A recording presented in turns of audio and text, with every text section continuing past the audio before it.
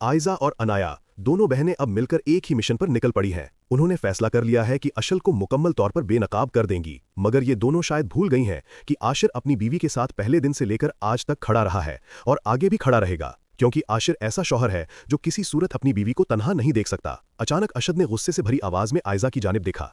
आयजा, मैं तुमसे एक सवाल पूछ रहा हूं और मुझे पूरी सच्चाई चाहिए। बताओ, क्या तुम्हें अनाया और शायान की शादी के बारे में पहले से इल्म था? क्या तुम जानती थी कि उनका निकाह हो चुका था?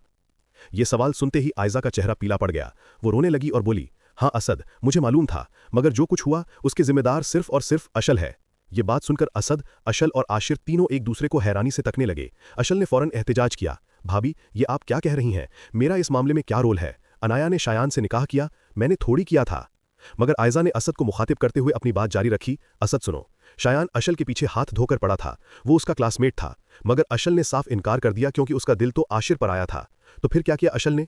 उसने अनाया को बतौर ढाल इस्तेमाल किया ताकि शायान उससे दूर हो जाए, और फिर शायान ने इंतकाम लिया। उसने अनाया से निकाह किया और बाद में तलाक दे दी। ये सब कुछ अशल की साजिश का नतीजा है। ये इल्जाम सुनकर अशल की आंखों में आंसू आ गए। वो रोने लगी, भाभी, ये आप मेरे खिलाफ कैसी बातें घड़ रही हैं? मैंने कुछ नहीं किया। आशिर, तुम तो मुझ पर यकीन करो। फिर उसने अनाया को देखते हुए इल्तिजा की, अनाया, तुम्हारे पास अभी भी मौका है सच कहने का, सिर्फ तुम ही ये सब ठीक कर सकती हो। लेकिन अनाया ने अपनी बहन का साथ देते हुए कहा, भाभी, अब छुपाने का कोई फायदा नहीं, सच सबके सामने आना ही चाहिए। और फिर उसने एक बम गिरा दिया। जिस दिन मेरी शायान से शादी हुई थी उसी दिन मेरी रूहान के साथ मंगनी भी हो चुकी थी।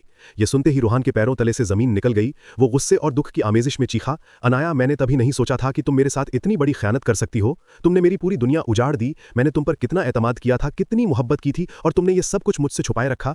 अनाया रोते हुए बोली, रूहान, मैं तुमसे सच्ची मोहब्बत करती हूँ। डर लगता था कि तुम मुझे छोड़ दोगे, इसीलिए ये झूठ बोलना पड़ा। मगर ये सब अशल भाभी को पहले से मालूम था। असद ने फौरन अशल को निशाने पर लिया। अशल, अगर तुम्हें हर बात की खबर थी तो तुमने हमें क्यों नहीं बताया? अशल आंसुओं में डूबी हुई बोली, भाई, आप मुझसे ये सवाल क्यों कर रहे हैं? तभी आशिर आगे बढ़ा और मजबूत लहजे में बोला, अशल ने मुझे सब कुछ बता दिया था, मगर मैंने सोचा कि घर में पहले से ही काफ़ी परेशानियां हैं, ये नया मसला खड़ा करना मुनासिब नहीं। अनाया की तलाक हो चुकी थी, उसका शायान से कोई ताल्लुक नहीं रहा था, और रोहान अनाया से मोहब्बत करता था। मैं नहीं चाहता था कि उसका दिल टूटे। रोहान गुस्से में दहाड़ा, अनाया, अब मेरी जिंदगी में तुम्हारे लिए कोई जगह बाकी नहीं बची। मैं तुम्हारी शक्ल भी नहीं देखना चाहता। और वो जोर से दरवाजा बंद करके अपने कमरे में चला गया। अनाया वहीं फर्श पर बैठकर बिलक बिलक कर रोने लगी। रोहान, माफ कर दो मुझे, मैं तुमसे बहुत प्यार करती हूँ, मगर अब बहुत देर हो चुकी थी। सच का मुंह खुल चुका था। तो अब सवाल यह है कि क्या असद आयजा को इतना बड़ा राज छुपाने पर माफ कर देगा? अपनी राय नीचे कमेंट्स में जरूर शेयर करें।